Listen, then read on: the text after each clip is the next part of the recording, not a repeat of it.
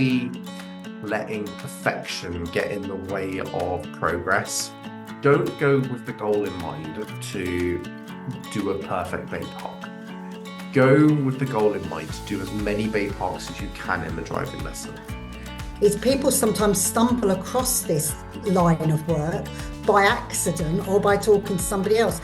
It's not obvious as to there is this part of the industry you can go into, and if you do, it's not clear the sort of pathways for getting your sort of learning and your CPD. Or vice versa. What about uphill? How does that help us? How does that support us? Where's the risks of that? What might happen in front of us when somebody else is choosing a gap? Inspire Instructor Training Podcast, where the learning never stops. Hello and welcome to Inspire Instructor Training Podcast, episode 45. So on today's episode, we're going to talk about Phil's faults again and Diana's digs deeper as normal. I also had a chat with Jacky Highcaston from Drive Mobility and the survey that they are putting out to try and gain interest or to just kind of get everybody's thoughts around teaching pupils that have sort of kind of mobility needs or older drivers. So they do a lot of work with that, and they just kind of wanted to understand why people do it and why people don't do it and what's holding them back so that they can then better support instructors. So they wanted people to fill out this 5-minute survey just to give them a bit more information. So the links for that will be in the show notes, but Jacky will be able to explain it a lot better than I can. So listen out for that later. But we're going to start with Diana's going to tell you what is coming up with Inspire Instructor Training over the next couple of months. Hey, we've got loads coming up actually. So first of all, we have a workshop coming up, which is our We're Only Human workshop on Thursday, the 20th of March, which is super exciting. And that'll be a full day workshop. So check out our website for more details on that. And I also wanted to update you on the next few Zooms that we've got coming up. As you know, we make sure that the Zooms are something new, something different, something that you guys truly need. And we have the next one coming up as this podcast comes out. It's on the 19th of February, so it'll be tonight. And that's on asking relevant questions. And we have a nice little opportunity there to dig deeper in terms of what types of questions should we be asking. And we've often heard the phrase, ask the question you don't know the answer to, but what does that actually mean? So we'll dig into that a little bit more. Then we have the 12th of March, where we have 8 pitfalls to avoid for Part 3 or Standards Check success. Speaking to the enforcement officers recently, we've had a lot of noise about standards checks starting up again, and we're certainly starting to see more people being invited for them. So invitations as if you could decline. And then the 26th of March, we have learning from the positives. I hope we come across that we're always trying to find positives in our lessons, our training, our development, our opportunities that we get to interact with everyone. So we just wanted to bring that all together in a Zoom, help you guys focus those positives in your lessons as well. Gosh, we've got loads coming up, Phil. We also have a masterclass coming up with Intelligent Instructor on the 27th of March, where we delve into one of our foundational courses, which is how do we teach skills within topics? How do we do that? We talk about this all the time, but how do we go about that? So that's going to be really exciting. And the 24th of April with Intelligent Instructors, we delve a little bit deeper on how to help you guys manage the pupils. They just don't know. They don't know the answers. They don't know where to go. They don't know how to sort of articulate themselves. So we do a nice in-depth conversation about how to get those conversations flowing a little bit more. And we've been privileged enough to be invited to the Warrington Association to host a session for them, which we will be doing on experimental learning. And of course, we're going to be at the conference for Intelligent Instructor as well on the 22nd and 23rd of March. 22nd is the gala dinner and the awards night, where we're up for an award unless you have been in a dark hole and haven't heard us mention it. So if you haven't voted, please do so. And get all your pals to as well. So yeah, whistle stop tour of what we've got planned over the next few months. Yeah, now you've mentioned it, that sounds really busy. And on top of that, obviously, we're also like launching a national driving school. So yeah, if any of you see us at the conference and we're sort of falling over because we're so tired, then you know why. That's it.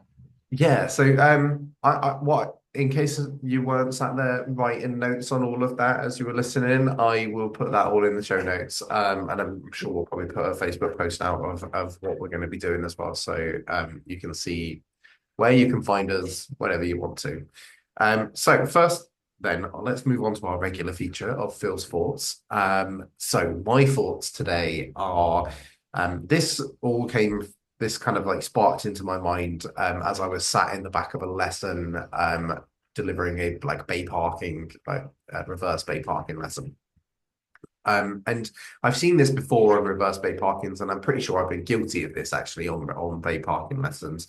But then the more I like thought about it, the more I thought actually this applies to all driving lessons. I think it's just highlighted in when it comes to bay parking. And I think the way I sort of described it is, are we letting perfection get in the way of progress? And so what I kind of mean there is what happens is we do it like, and I'm sure you guys listening to this will recognize this scenario that you do a bay park, and then because you've naturally stopped, so it's time to analyze, and then you sit there and you analyze it to death. Like, we could have turned a little bit more, and think about that clutch as well, and actually you could have looked around a little bit more, and actually if we'd have started a bit further forward, that would have helped. And then when you were coming back, there was a bit there where actually I think if you'd have looked in the left mirror, you could have turned a bit more, and that would have worked. And I'm sat there thinking the pupil's not going to remember all of this on the next go unless you talk them through it. And so in those moments, absolutely you need to analyze it and make a plan for your next attempt. But what I would be doing in this scenario is making that as short as possible, in the sense of let's pick a highlight of one thing we're going to go and try and do differently next time, not 10 things we're going to go and try and do differently next time. And I actually set the challenge to this instructor to next time we went, and I set this challenge to all you guys as well. So next time you go and deliver, and I would start this off with like bay parking or parallel parking. Don't go with the goal in mind to do a perfect bay park. Go with the goal in mind to do as many bay parks as you can in the driving lesson. And I think what will happen if you challenge yourself to do as many as possible, still do your analysis, but your goal is to like, God, let's go and have another go. And I think what will happen is you'll make a lot more progress because the pupil gets a lot more practice. And the analogy I used with the instructor was this concept of if you were throwing a ball at a target, or playing catch with someone, say, for example, and you threw the ball and you missed the target. Now, you could sit and analyze that for like 2-3 minutes, like what angle was I at? Did I throw it right? Was I holding it right? All of these, like, was the power right? All of these kind of different things, and then have another go, and then analyze it, and then have another go, and you'd make progress. But actually, you'd probably make a lot more progress if you threw the ball 10 times and then thought, okay, what's going on here? Like, that's when we do the analysis. Like, each time I throw it, I'm going a bit left. Maybe I need to change that a little bit. Rather than like every time, it's every 10 times. Or even actually, if you were throwing it every time, you would do like a quick analysis, wouldn't you? Kind of like if it didn't make it, you'd go, oh, I need to throw it a bit harder. Okay, I'll try that. Throw it a bit harder. That took 2 seconds to do that analysis. and to come up with a plan to try again. So I'm not saying don't analyze and don't plan.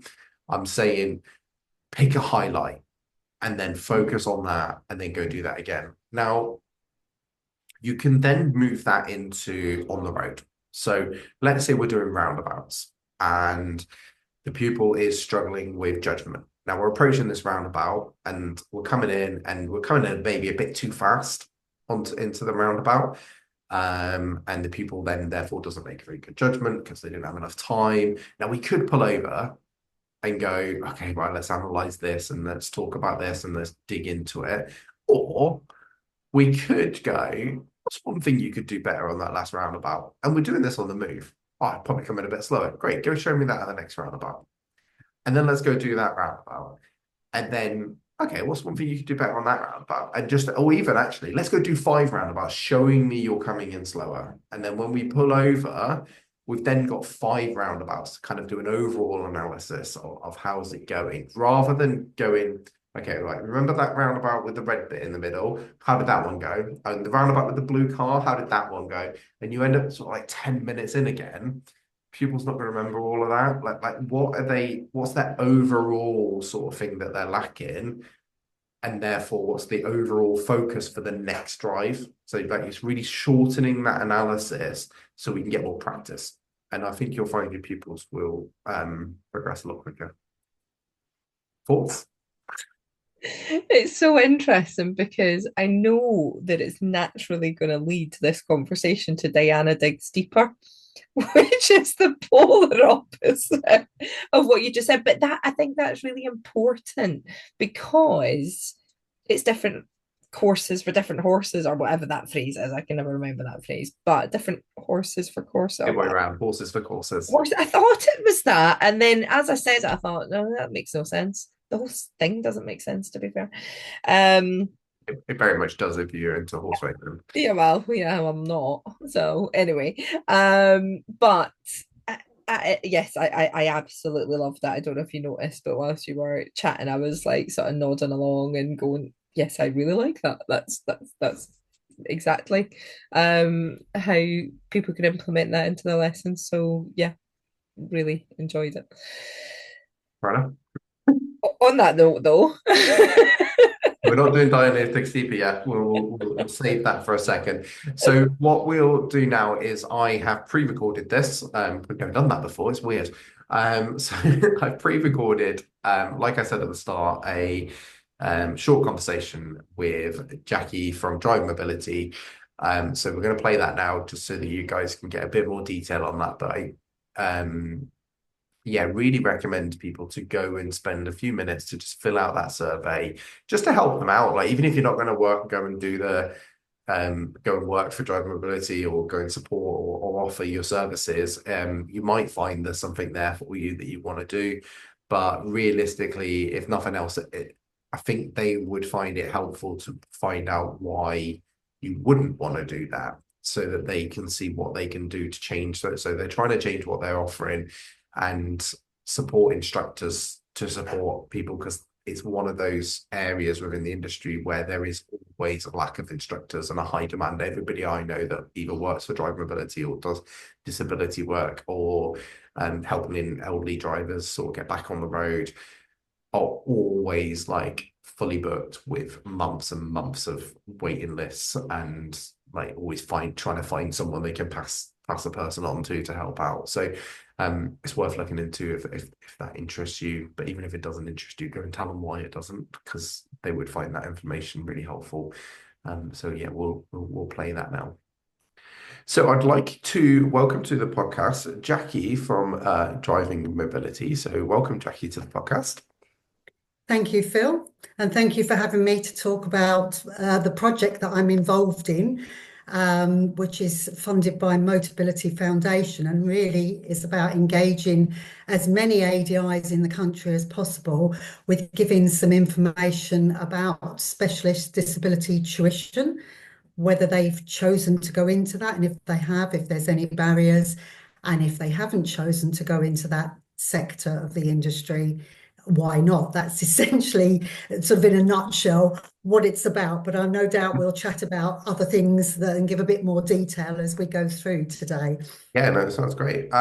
So driver mobility. I think first of all, just for anyone that maybe doesn't know, who are driving mobility? What do you guys do?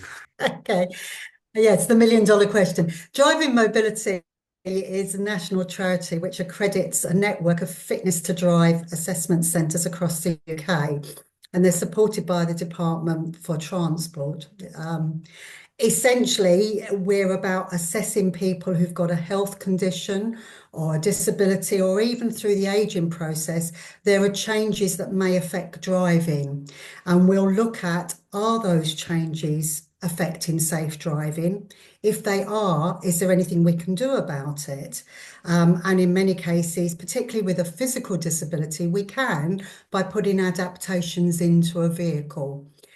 There will be a small number that actually we can't sort out to continue with safe driving. But again, we have options around looking at how they might travel and still get out and about in the community. And we can advise and signpost and support that if they're looking for a wheelchair accessible vehicle as a passenger, we can again advise on those things. But predominantly the bulk of what we do is around assessing driving and trying to keep people driving safely and independently for as long as possible. That's good.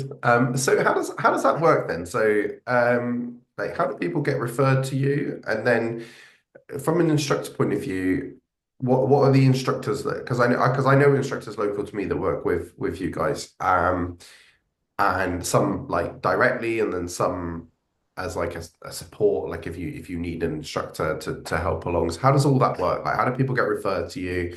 And then how do instructors get involved with that? Yeah, I mean, from the point of view of referrals, anybody can refer.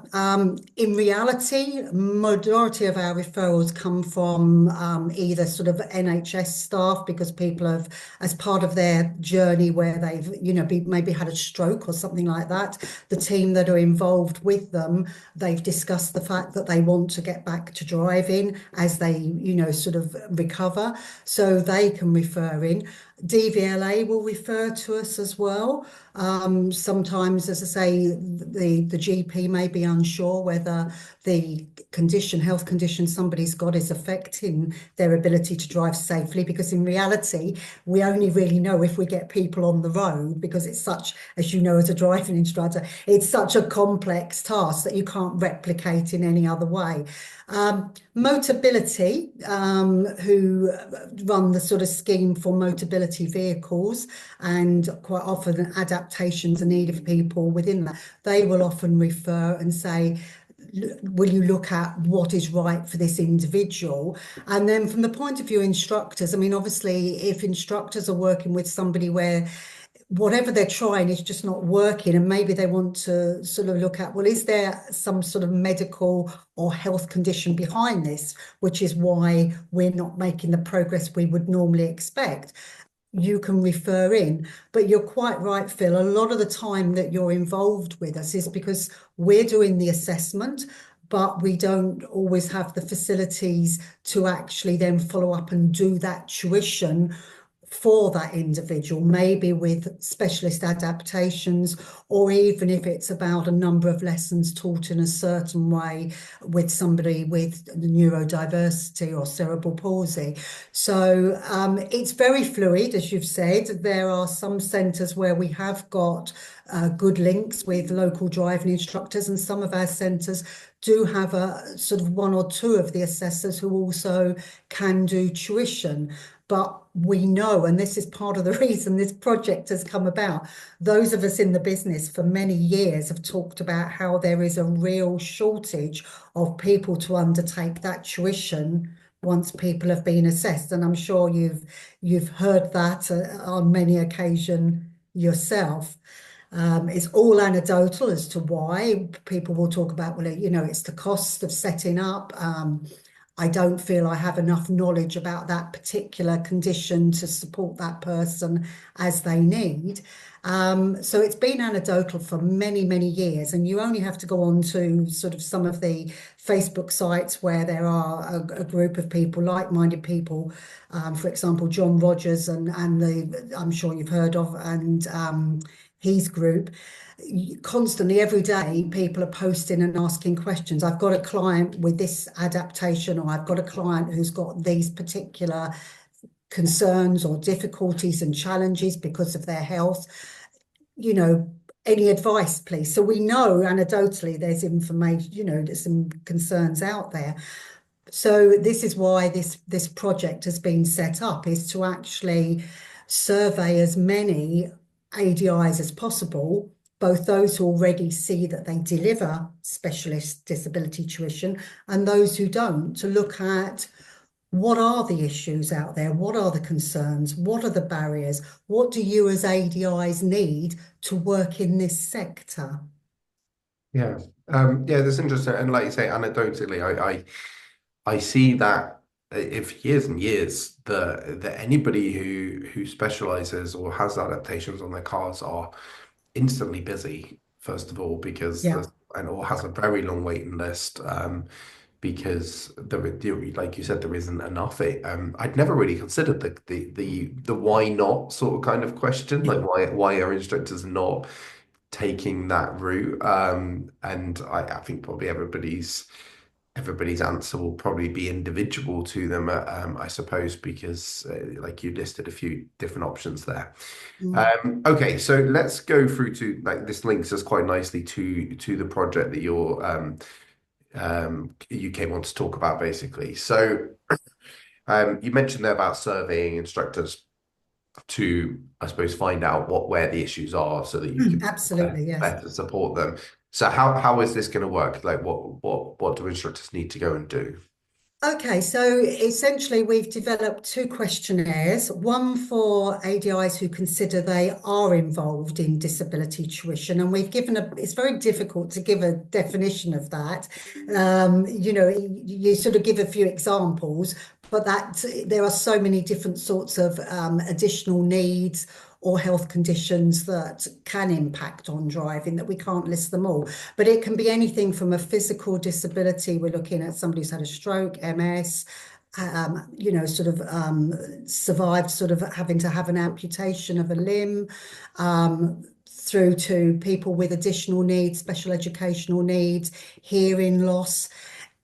Anything. It's also all the hidden disabilities as well that may impact, sort of through fatigue or something like that. People with sort of fibromyalgia might find the pain, the fatigue do cause more difficulties with driving. So it's very, very wide and very difficult to define. And so although we've said there's one questionnaire that goes through for those that consider they're already doing some sort of specialist disability tuition, the other is for those that don't. And interestingly, we are finding that people are saying, well, I do work with autism, I do work with, I have done some lessons with somebody who, sort of had a stroke. So it's going to be difficult to tease some of the information out, but the main thing is people are keen to engage with us and actually give some evidence. So there are the 2 questionnaires, and each of those, I don't know if you've had the opportunity to fill in one yourself, but reliably I'm told it is a 5-minute questionnaire. I know everybody says it'll only take 5 minutes of your time, but in reality, when we've looked, and we've had 400 questionnaires filled in so far, which is great, although there are around, I believe, 40,000 ADIs. Yep. So it's quite a small percentage when we look at that. Obviously, the more evidence we get, the better. But essentially, some of it is multiple choice in that it's, for example, are you working with new learners with basic adaptations? Are you doing familiarisation with an experienced driver with adaptations?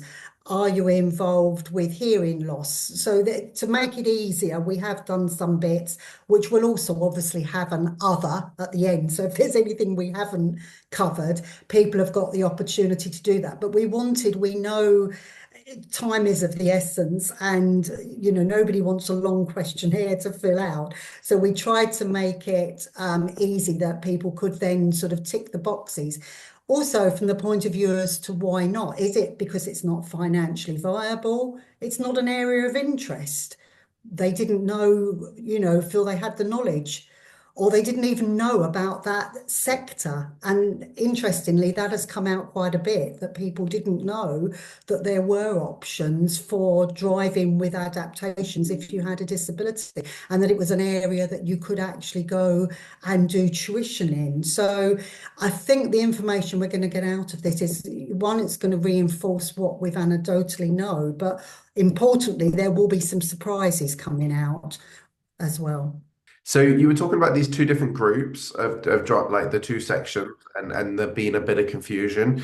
So I wanted to dig into that a little bit more, because actually when I heard it, I was like, oh, which one would I be on? And actually maybe use me as an example. So if, for example, I absolutely don't see myself as specialising in disabilities, but I absolutely have taught several pupils with autism over the years. I don't necessarily advertise that, but you get those situations. I think, being relatively experienced, people sometimes come to me for that. But it's not something I would say I specialize in, and the majority of my pupils on. I have in the past also done taught pupils with adaptations as well in their own class. I did the adaptation course in London somewhere. I feel like quite a few. QEF probably. That's QEF, yeah. Is it QEF? Yeah. So I've got that kind of mixed bag. I don't see myself as that's what I deliver, but I've done some of it. Which one of those would I then sort of kind of fill out? Well, I guess, it's an interesting question, Phil, and it's that definition of specialist tuition, isn't it? So it's a specialist area, but you may not feel like a specialist in it because you're not doing it all the time, which is kind of where you're coming from. So I would see that the fact that you've done the adaptation course, you have done some work with adaptations, and certainly you're working with neurodiversity, that it would be better to fill in the one around delivering specialist tuition. However, because of the way that the project is working and the questionnaires, we had a feeling we weren't going to pick up things, so it can be picked up in the other one, but not in as much detail. So it would be better, if you are involved in any of that kind of tuition, to fill in the specialist one. Yeah. Okay. Does that make sense? Yeah, I think that makes sense. Because what I'm thinking is, if you've got instructors out there that have just gone, like, taught one or two ADHD or autistic pupils, so it's better for them to actually fill in so they can give their experience of that. Yes, because I think it'll be, why is it that they've only done a little bit? It may be because sort of they didn't feel that it was an area for them, or they didn't feel they had enough knowledge, or it may be they're saying, actually, I would like to do more, and I'd like to know about what training is available. Because I think, apart from costs being one of the big factor with adaptations, training and where you can get training from and the quality of that training is what people are unsure about. So it may be that something that comes out of this is to actually say, well, there is a lot of training out there, and to be able to signpost, particularly PDIs and new ADIs. There's no talk, as I understand, and correct me if I'm wrong, because I'm not a driving instructor, but from what I've heard, is people sometimes stumble across this line of work by accident or by talking to somebody else. It's not obvious as to there is this part of the industry you can go into, and if you do, it's not clear the sort of pathways for getting your sort of learning and your CPD and support and mentoring, because again, one size doesn't fit all. So you might do some training around a certain sort of health condition or disability, but when it comes to it, we're all different. Although there are themes run through, then there will be questions. There'll be maybe somebody you want to go to who's got more knowledge and support to give you to help extend your knowledge and give that client the best opportunity. So I think there's lots that can come out of this. And I guess the bottom line is, if you're not sure, just fill in one questionnaire. I feel a bit like Bob Geldof, just fill in the questionnaires kind of thing. Because the more information we can get, the better we can see what the issues are, and the better we can go back to Motability and say, this is what we found. And potentially there are going to be other stages to this project where it'll be, okay, with what you found, let's go to the next stage and try and see what needs to be put in place. And then in a collaborative way, putting those things into place.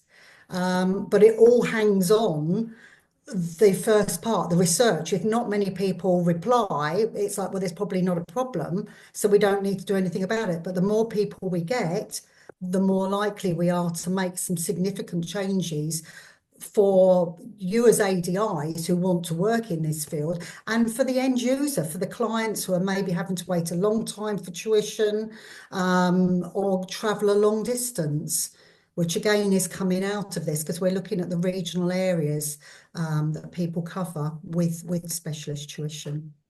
Yeah, yeah, and I can imagine that 400 that you've got are all actually people who already know about mobility as well, like driver mobility, or not all, but a large proportion of them. So yes, okay. So I think I have so many questions about that, but I think we'll maybe get you back on when you're further down the line and you've absolutely got the results of these surveys, because I think would love to. I think it's really important we share that. Definitely. Yeah, I think a lot of those questions that you have, instructors probably have as well, like actually, where do I get the training and all those things, but maybe give you time to formulate those plans of how you can maybe support instructors through that process. Absolutely. So basically, we want people to go and fill this survey out so that you've got some more information so that you can then better support this sort of kind of sector, I suppose. Because I think it's important we don't make assumptions, although we're both in the sector and we've got some thoughts that from experience ourselves and from talking to colleagues. It's important we don't make decisions and assumptions on that. We need to really hear what the issues are and the challenges and what's going on out there currently before anybody, and we may not get the next stage of it, but hopefully somebody will get the next stage to actually say, right, these are the issues, how are we going to solve them, what are we going to put in place? But as I say, I see it very much as collaborative work. The more we can all come together and share our knowledge and experience and work up ideas, the better that is for everybody involved in this industry. Yeah, no worries. So yeah, anyone listening who's interested, please go and fill it out, and I will put that in the show notes, and I'll put it on our Facebook, and we'll probably share it in our groups. I think we may have already shared it in our groups actually. So yeah, go fill it out. Take your 5 minutes, and actually it might be that thing that it could be the thing that interests you and sparks your interest and becomes a career change or a career, like an extra string to your bow potentially. And even if it's not, I think from you guys' point of view, that it'll be helpful to find out why it's not like their string to, I think so actually. Yeah, absolutely. I mean, for many people it's not an area of interest, and that's absolutely fine. We're all different, but I'd really like to thank you for the opportunity today to come and talk about the research, to engage people, and more than happy to come back. I think it's really important to come back and let people know what we found and what's going to happen next. So as I say, big thank you. Thank you very much. So yeah, I hope you found that helpful and interesting. And like I said earlier, please go and fill out the survey. I will put the link in the show notes. But yeah, now let's move on to another regular feature of Diana Dig Deeper. So it sounds like it's going to follow on from the opposite of what I've just said. Yeah, and it's funny because as you were saying it, I was like, I'm pretty sure you know what my dig's deeper. I was like, where are you going with this? So I'm just, but I see your point. And what I liked about what you said was it's an opportunity to get the practice in, and I think actually that's when the deeper analysis can really come into play because they've experienced and experimented it, and they understand the different things that are going on. So let's take your example of judging gaps at roundabouts. Partly because it leads in nicely, and partly because it's exactly what I had prepared. But and in that instance, we could be fooled into having the pupil make some nice decisions ongoing, which is great, fantastic. And we could just leave it there and assume that, they've nailed it or they've got it. But for me, it's really important that we take that opportunity and delve more deeply into how they made those decisions. And yes, we can have it that the gap was there, nothing was coming at them right now, which I still love that prompt. Or we could say it's the speed or what have you, but I would like to add a little bit more detail into that. So for example, when we have experimented and done, a couple or even in advance sometimes, planting the seed on the next batch of roundabouts that we're going to do, I'll potentially throw a couple of scenarios at them, which is experimental learning prior to doing it. So I'll say something like, if you're approaching a roundabout and you can see on approach that there's loads of traffic up ahead of you, how will that affect your approach so that you can plan to go at the first opportunity? So I would have them think about what that level of traffic is most likely going to mean. Now, as you can see, I don't know if you've noticed when we're having that conversation, that's awareness, it's planning, it's anticipation, it's judgment, it's all of them. It's all so very much linked together. And when I'm saying that, that's going to spark the conversation. So if there's traffic there, what's likely going to happen? Well, my gap is going to might not be there on approach. Lovely. What's going to happen to the size of gap that you might need if you know that there's a heavy stream of traffic? What effect is that going to have on your decision to take a space? And it opens up a really nice conversation with regards to, well, potentially I might take a smaller gap than if I was having all the time in the world. So that's worth exploring. Now, it's definitely worth exploring. It's not to say that you're shoehorning yourself into a space, but we absolutely know what it's like when we have those busy roads and we go, yeah, I'm taking it. And you make that commitment to go based on the level of traffic. That's an important factor for these guys to consider. But then we also look at varying roundabouts. What about the shape of the roundabout? How's that affecting the gap and the judgment that you're planning on taking? So if you're coming into a roundabout and it's an oblong about, it's not a roundabout, and you're having to come out at speed to get your gap and immediately slow down to curve round that tight bend, how would that affect your decision to take the gap? And that opens up some lovely conversations as well, because you'll find with those roundabouts, you have nice big long stretches, obviously, because it's the oblong about.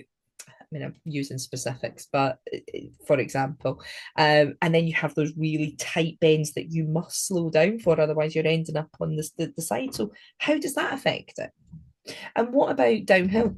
So if I was coming to a roundabout and it was a steep decline on approach, how's that going to affect your ability to judge your gap or control your speed so that you could judge your gap? Or vice versa, what about uphill? How does that help us? How does that support us? Where's the risks of that? What might happen in front of us when somebody else is choosing a gap? Now, I teach auto, but it's equally important for me to help them understand that not everybody's in an auto car and might have issues moving away from a roundabout if they stall on a hill, for example. And we talk about the likelihood of that happening. Now, I'm very, very aware that I'm not going to delve into every single nuance of every single roundabout all the time so that they absolutely feel terrified of the whole entire process.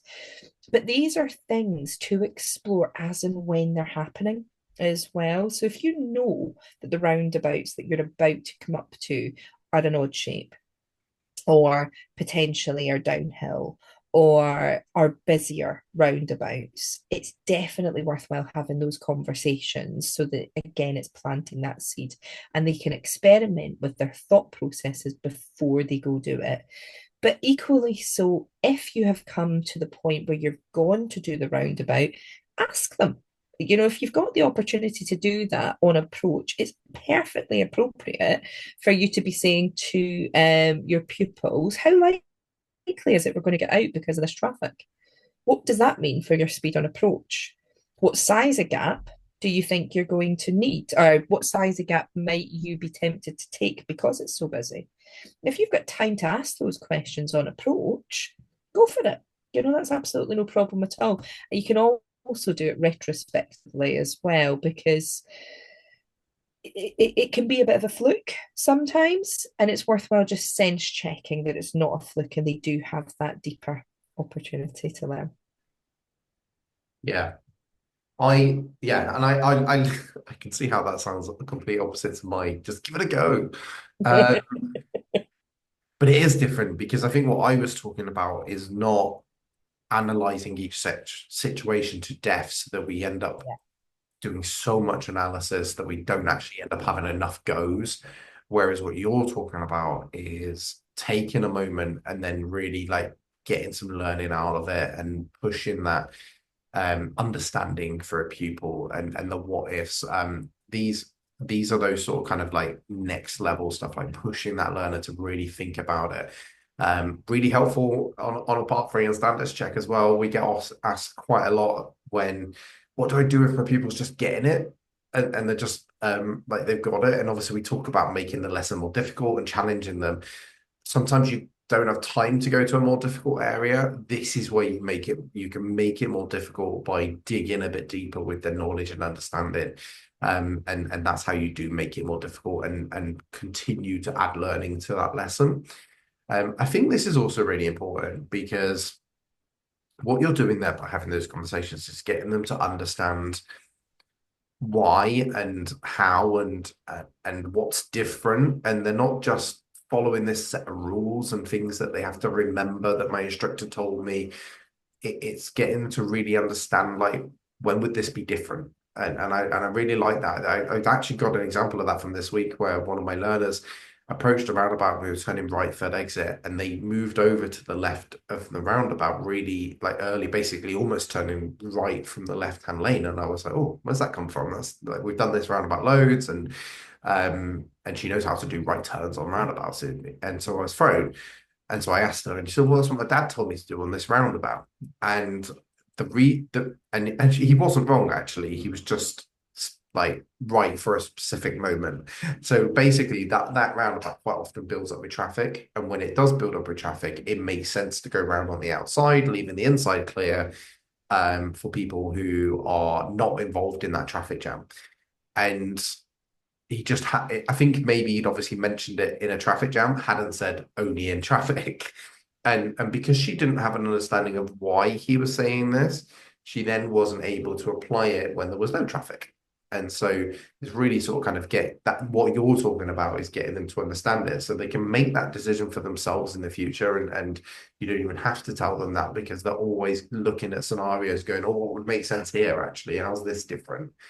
So yeah, I love that. And absolutely, I like the fact we've had this sort of kind of contrast. So I suppose the skill is knowing when to go, actually, let's dig into this, and knowing when to go, okay, what's one thing that we can go and do, and then go do that, and let's get some practice in. And it's understanding that sort of like, when do we sort of, and I don't, the answer to me is like, you feel it in the car, don't you? You sort of know when when we need a bit of practice. I actually think probably the bit, if I had to give a tip on it, what you're talking about is analyzing learning opportunities that crop up. What I was talking about is analyzing what happened. And I think that's maybe the difference. Like when you're talking about what has just happened, so that's when it can easily be, because there's always something that's just happened. So you can always stop, analyze, and that's where I think it can be too much sometimes. Whereas you're kind of going, oh, here's the thing that's interesting, let's talk about that, and that's where I would take the opportunity. So I think that makes sort of kind of sense to people, I hope. Yeah, and if it doesn't, drop us a message. So shall we wrap it up there? Thank you for listening. I really hope that we've inspired you to be the best instructor that you can be, and we'll look forward to catching up with you soon. Inspire Instructor Training Podcast, where the learning never stops.